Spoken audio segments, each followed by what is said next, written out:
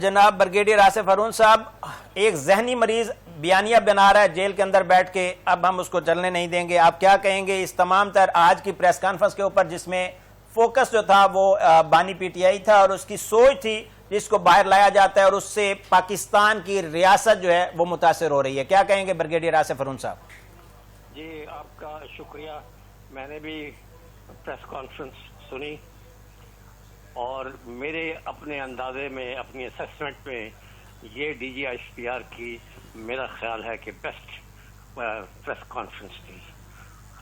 جو کچھ انہوں نے کہا، ان کا غصہ، ان کا دکھ، ان کا درد، ان کے ہر بات میں، ہر سینٹنس میں موجود تھا. اور وہ کس کی ترجمانی کر رہے تھے؟ آرمڈ فورسز کے جوانز، جے سی اوز، آفیسرز کی. وہ بھی جو ہے اس کرب کے حالت میں ہیں. انہوں نے آج یہ بیان کیا ہے قوم کے سامنے. انہوں نے یہ کہا ہے کہ یہ دیکھو وہاں کیا لوٹ مار ہے، آپ لوگوں کے کیا طرز طریقے ہیں، آپ کی کیا پرائرٹیز ہیں. ادھر ملک جو ہے وہ کس خلفشار میں ڈوبا ہوا ہے، کس قسم کے خطرات ہیں، اور پاکستان فوج جو ہے وہ کس قسم کے دشمنوں سے لڑ رہی ہے، اندرونی اور بیرونی، اور ہر روز شہادتیں دے رہی ہیں، زخمی ہو رہے ہیں، کرپل ہو رہے ہیں. ان کو اپنے آرام کا فکر نہیں ہے، اپنی فیملی سے دور ہیں. ان کمبیٹ زون میں اس سردی میں دن رات جو ہے وہ ڈیوٹی دے رہے ہیں. ہر روز جو ہے 1200 سے زیادہ انٹیلیجنس بیسڈ آپریشنز جو ہیں وہ یہ کر رہے ہیں. یہ سب کچھ ہو رہا ہے اور ان کو صلہ کیا یہ ملتا ہے کہ جی آپ جو ہے ان کے خلاف نیریٹو گھڑیں، ان کے خلاف جو ہے اس قسم کی جو ہے نا زبان استعمال کرے اور نفرت پیدا کریں اور پھر دوریاں پیدا کریں between the army and the people. جو پاکستان کے جو محافظ ہیں ان کے خلاف آپ بیانیہ بنا رہے ہیں اور کس کے ساتھ مل کے بیان کر رہے ہیں؟ جو ہمارا سب سے ازلی دشمن ہے، مکار ترین دشمن ہے، انڈیا. اور آج افغانستان بھی جو ہے نا اسی کشتی کا سوار ہو گیا ہے. دونوں کے ساتھ یہ جو ہے یہ مل گئے ہیں. میں تو آج سے نہیں، پتہ کتنی عرصے سے یہ بات یہ لکھ رہا ہوں. آج ڈی ایس پی آر نے کھل کے وہ بات یہ بیان کر دی ہے کہ یہاں پر ایک ہم انڈو یو ایس اسرائیل نیکسس وغیرہ کی بات کر رہے ہیں. یہ یہاں کا نیکسس ہے. جو پی ٹی آئی نے جس کے ساتھ اپنا گٹھ جوڑ کیا ہوا ہے وہ ٹی ٹی پی کے ساتھ بھی ہے، بی ایل اے کے ساتھ بھی ہے. جتنی بھی یہاں اینٹی پاکستان آرگنائزیشن ہے، یا پی ٹی ایم ہے یا بی وائی سی وغیرہ ہے، جتنے ہیں، اور یہ سب نیشنلسٹ ہیں. اور پھر وہاں انڈیا اور ادھر سے افغانستان، ادھر سے ویسٹرن امریکن اور اسرائیلی لابیز، یہ سب جو ہے ان کے اتحادی ہیں اور ان کے ساتھ ہیں. اور ان کا دشمن سب سے نمبر 1 کون ہے؟ پاکستان فوج. اور پاکستان فوج کے سربراہ فیلڈ مارشل عاصم منیر، جس نے کہ پاکستان جو کہ ایک قسم کا فیلنگ سٹیٹ بنا دیا گیا تھا، وہ ارریلیونٹ ہو گیا تھا.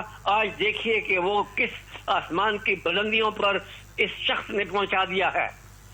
اس کی ایک اپنی جو ہے نا جذبہ، اس کا اسلام پسندی اور اس کی محب وطنی یہی تھی جو کہ ہم نے ایک ناممکن کو ممکن کیا.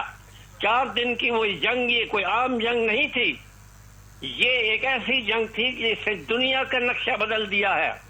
آج کیا تھرڈ ورلڈ یا سیکنڈ ورلڈ یا فرسٹ ورلڈ، وہ سب پاکستان کی طرف یہ دیکھ رہے ہیں کہ آپ نے یہ مارکا کیسے مارا. ہمیں بھی سکھاؤ، ہمیں بھی یہ بتاؤ. ہم تو یہ نہیں کر سکے، ہمارے بھی حریف ہیں، ہمارے بھی حلیف ہیں، ہم نے بھی جو ہے نا وہ کیا ہوا ہے. ہم تو یہ کچھ نہیں کر سک رہے. آپ نے یہ کیسے کیا؟ اور وہ بھی 4 دن میں. اور آپ نے ایک جہاز آپ کا نہیں گرا، اور سارے کے سارے انہوں نے آپ نے ان کو مار دیے اور ان کو بالکل زمین پہ لٹا دیا. اور وہ ہے کہ آج دن تک جو ہے وہ اپنے زخم چاٹ رہے ہیں، دنیا کو منہ نہیں دکھا سکتے. تو آپ اس فیلڈ مارشل کو آپ بدنام کر رہے ہو، اس کے خلاف جو ہے بد زبانی کر رہے ہو، اور اس کو کیا سے کیا القاب دے رہے ہو، اور کبھی ہٹلر بنا رہے ہو اور کبھی ماسٹر بنا رہے ہو. جو یہ تو میں کہہ رہا ہوں کہ اس کی کوئی معافی ہو ہی نہیں سکتی. اس سے بڑی ملک دشمنی کوئی ہو ہی نہیں سکتی. یہ جو انہوں نے یہ بات کی ہے کہ ذہنی مریض، یہ بھی ایک بڑا پولائٹ لفظ ہے. یہ تو ایک پکا ایک سائیکوپیتھ ڈی ارینج پرسن ہے جو ایک ایجنڈے کے اوپر ہے، اور وہ ایجنڈا ہمیں پتا ہے کہ یہ کیا ہے، یہ کیسے یہ لانچ کیا گیا تھا. ادروائز ایک نارمل انسان یہ مثال دیتے ہیں کہ پہلے بھی یہاں پر پاکستان میں ایسے تھے جنہوں نے کہ اینٹی پاکستان نیریٹو کیا، کہ ایسا کسی، یہ صحیح کہا انہوں نے کہ اس طریقے سے جو ہے نا کسی نے نہیں کیا، جو اپنی فوج کے اندر دراڑیں بھی ڈالے اور وہاں پر پھر ان کو بغاوت کے لیے بھی اکسائے، اور پھر وہ اس نے کافی اس میں کامیابی بھی حاصل کی.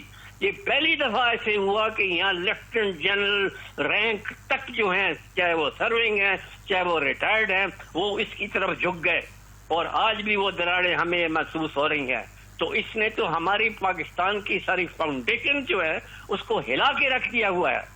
اور جو کام کر رہے ہیں، جو پاکستان کو سنبھال رہے ہیں اور ترقی دے رہے ہیں، یہ ہر قدم کے اوپر جو ہے اس کے اوپر جو ہے نا برگیڈیئر صاحب اور رکاوٹ کر رہا ہے. برگیڈیئر صاحب، ڈی جی صاحب نے آج ایک اور فکرہ بھی بولا کہ یہ پشاور میں خارجیوں کا دفتر کھلوانا چاہتے ہیں. اس پر آپ کی کیا رائے ہے، اور یہ کیا اشارہ ہے؟ کیا وہ خیبر پختونخوا حکومت اس طرح کا کوئی اقدام کرنا چاہ رہی ہے جس کو آج اشارہ کیا ڈی جی صاحب نے؟ آپ کیا کہیں گے؟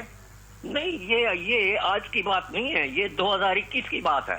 یہ اس وقت جو ہے یہ ان لوگوں نے جب یہ تو ہمیشہ سے طالبان خان کا ہی اس کو القاب ملا ہوا تھا نا. 2007 میں یاد نہیں ہے کہ اس نے لانگ مارچ کیا تھا جہاں سے اسلام آباد سے لے کے ٹانک تک گیا تھا اور ان کے حق میں.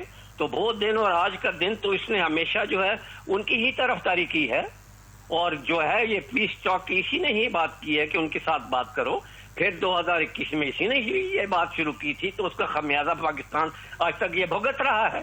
تو یہ اس وقت اس نے کہا تھا کہ بالکل ہم ان کے ساتھ بات چیت بھی کریں گے، بلکہ ہم ان کا دفتر بھی کھولیں گے، ہم ان کو واپس بھی لائیں گے، ہم ان کو ری سیٹل بھی کریں گے، ریہیبلیٹیٹ بھی کریں گے.